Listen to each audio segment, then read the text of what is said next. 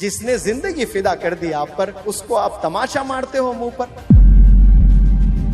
جس نے اپنا خون پسینہ لگا دیا آپ پر، آپ اس کو رلاتے ہو، آپ اس کو پریشان کرتے ہو؟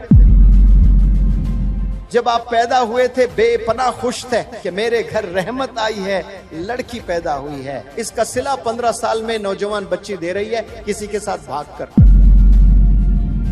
میرے گھر لڑکا پیدا ہوا، وارث آیا ہے، بہت فخر محسوس کر رہا تھا باپ۔ جب باپ کو ایک وارث ملتا ہے نا، اس کو پوری دنیا مل جاتی ہے۔ اس کا صلہ نوجوان دے رہا ہے ڈرگز میں انوالو ہو کر۔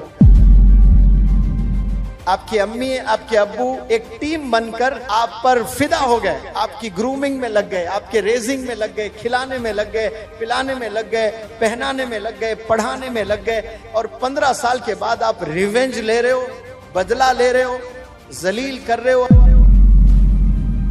والدین پیارے بچوں مر جاتے ہیں، قسم خدا کی ان کی دعائیں زندہ رہتی ہے۔ والد تو انتقال ہو گیا، والد کی دعا زندہ رہتی ہے۔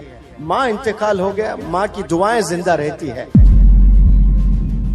میں گارنٹی سے کہتا ہوں 50 اور 60 سال کے جتنے بھی والدین اس روح زمین پر ابھی زندہ ہیں، ان میں 80% پریشان ہیں اپنے بچوں کو لے کر، اپنے ہی بچوں کو لے کر پریشان ہیں۔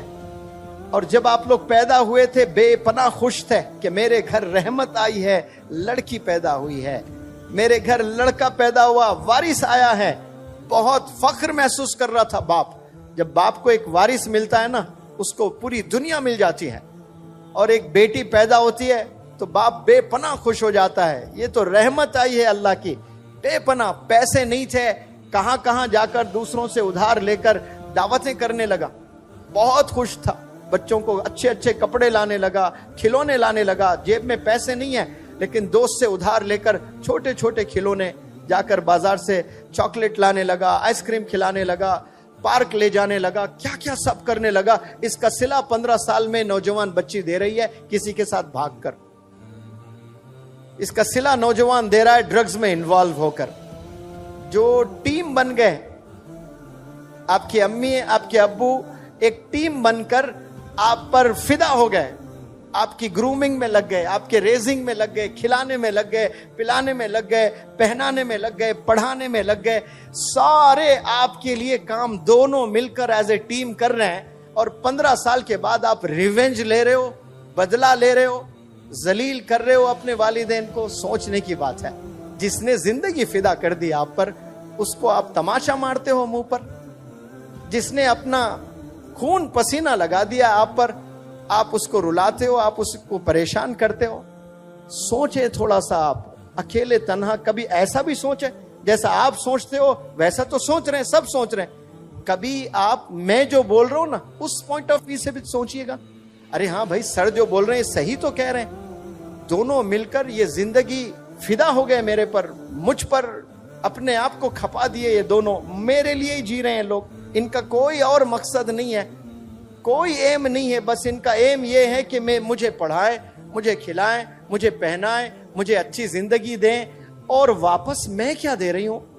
میرے ابو کو، میرے امی کو میں ذلیل کر رہی ہوں۔ مسجد جانے ڈر رہے ہیں میرے والد نماز کو لیے، کیوں؟ میں نے ایسی گھنونی حرکت کر دی کہ مسجد میں جا کر نماز پڑھنے باپ ڈر رہا ہے، شرمندگی سے چہرہ نہیں دکھا پا رہا ہے۔ تھوڑا سا امیجن کریں، آپ کے والد ہیں، مسجد میں نہیں جا پا رہے، وہاں جہاں بچپن سے نماز پڑھا کرتے تھے، آج آپ نے ایسی حرکت کر دی جو والد محلے میں کسی کے منہ دکھانے لائق نہیں رہے۔ آپ کی حرکتوں سے ڈرگز میں انوالو، شرم آ رہی ہے باپ کو، گلیاں بدل کر دوسرے گلیوں سے جا رہا ہے۔ یہ نوجوان ایسے تحفے دے رہے ہیں اپنے والدین کو۔ فخر محسوس کرنا، پراؤڈ فیل کرنا، ڈیڈ آپ کے مام پراؤڈ فیل کرنا، میری بیٹی، خوش ہونا والدہ۔ والدین پیارے بچوں مر جاتے ہیں، قسم خدا کی ان کی دعائیں زندہ رہتی ہے۔